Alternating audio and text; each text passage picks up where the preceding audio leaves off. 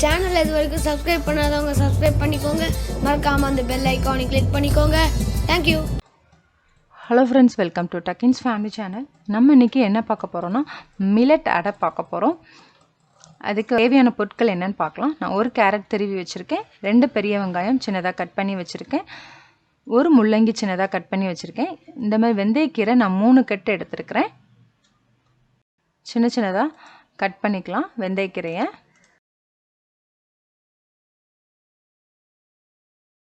ஒரு மிக்சிங் பவுல் எடுத்துக்கலாம்.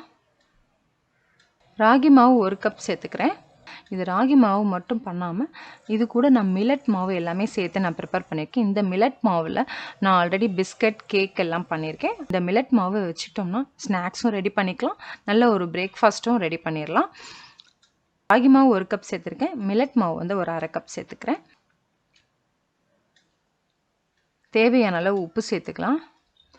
1 ஸ்பூன் ஜீரகம் சேர்த்துக்கலாம். பெருங்காயத்தூள் ஒரு 1/2 டீஸ்பூன் சேர்த்துக்கலாம். கருவேப்பிலை சின்னதாக கட் பண்ணி சேர்த்துக்கலாம். கொத்தமல்லி சேர்த்துக்கலாம்.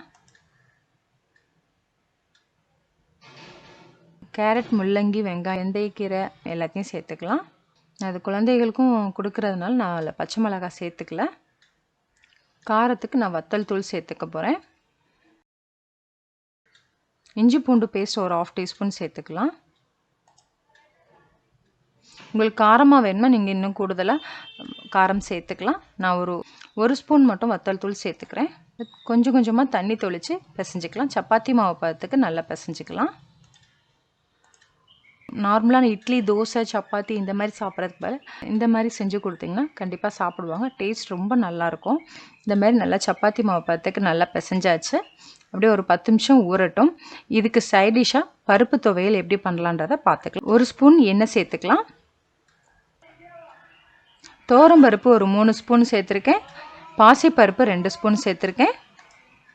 கடலைப்பருப்பு 2 ஸ்பூன் சேர்த்துருக்கேன். 6 பல் பூண்டு சேர்த்துக்கலாம். கருவேப்பிலை சேர்த்துக்கலாம் கொஞ்சமாக. ஒரு 1/4 கப் தேங்காய் திருவி வச்சுருக்கேன், அதை சேர்த்துக்கலாம். சின்ன நெல்லிக்காய் சைஸ் புளி சேர்த்துக்கலாம்.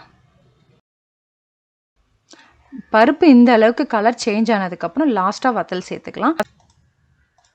தேவையான அளவு உப்பு சேர்த்துக்கலாம். ஃபஸ்ட்டே போட்டோம்னா வத்தல் கருப்பாயிரும், அதனால் லாஸ்ட்டாக வத்தல் சேர்த்துக்கலாம். 4 வத்தல் சேர்த்துருக்கேன். இப்போ அது நல்லா வறுத்தாச்சு, ஆஃப் பண்ணிக்கலாம். சூடு ஆறுனதுக்கப்புறம் அரைச்சிக்கலாம். 10 நிமிஷம் நல்லா ஊறிடுச்சு. இந்த அளவுக்கு பெருசாக எடுத்துக்கலாம். பிளாஸ்டிக் பேப்பர் இல்லாட்டினா வாழை இலையில் கூட ப்ரிப்பேர் பண்ணலாம். நான் இன்றைக்கி ரைஸ் கவர் எடுத்திருக்கேன். இல்லை எண்ணெய் தடவிக்கணும். எண்ணெய் தடவிட்டோம்னா நல்லா ஒட்டாமல் நல்லா வந்துடும்.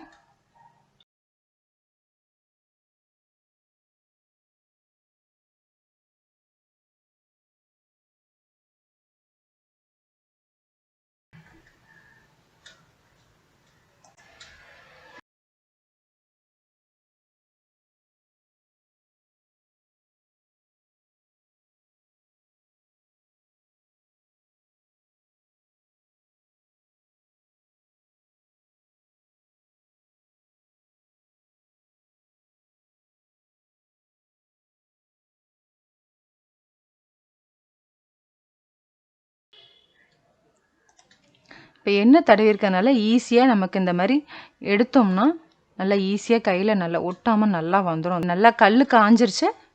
நல்லெண்ணெய் 2 ஸ்பூன் சேர்த்துக்கலாம். மீடியம் ஃப்ளேமில் வச்சுக்கலாம். ஃபோக்கை வச்சு எல்லா இடங்களும் நல்லா குத்தி விட்டோம்னா நல்லா எல்லா இடமும் ஈவனாக வேகும். ஒரு 2 நிமிஷம் அப்படியே இருக்கட்டும். அதுக்கப்புறம் ஊற்றி போட்டுக்கலாம். 2 நிமிஷம் ஆயிடுச்சு, மாற்றி போட்டுக்கலாம். மில்லட் வெந்தயக்கீரை அடை வந்து ரொம்ப டேஸ்ட் நல்லாயிருக்கும், ரொம்ப ஹெல்த்தியாகவும் இருக்கும். நல்லா வெந்துருச்சு. இப்போ சர்விங் பிளேட்டுக்கு மாற்றிக்கலாம்.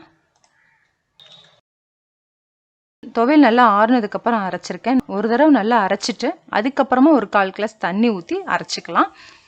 இந்த மாதிரி திக்காக அரைச்சிட்டோம்னா இந்த அடைக்கும் இந்த பருப்பு துவையலுக்கும் ரொம்ப நல்லாயிருக்கும். மில்லட் அடைன்றதுனால ரொம்ப டேஸ்ட் நல்லாயிருக்கும். இது சுகர் பேஷண்ட்டுக்கு ஒரு நல்ல பிரேக்ஃபாஸ்ட்டாக இருக்கும். சின்னவங்கலேருந்து பெரியவங்க வரைக்கும் எல்லாருமே விரும்பி சாப்பிட்லாம். ஒன்று பிச்சு காமிக்கிறேன் பாருங்கள், எவ்வளோ சாஃப்டாக இருக்குன்னு பாருங்கள். நீங்களும் செஞ்சு பாருங்கள். செஞ்சு பார்த்துட்டு ஃபீட்பேக் சொல்லுங்கள். தேங்க்யூ.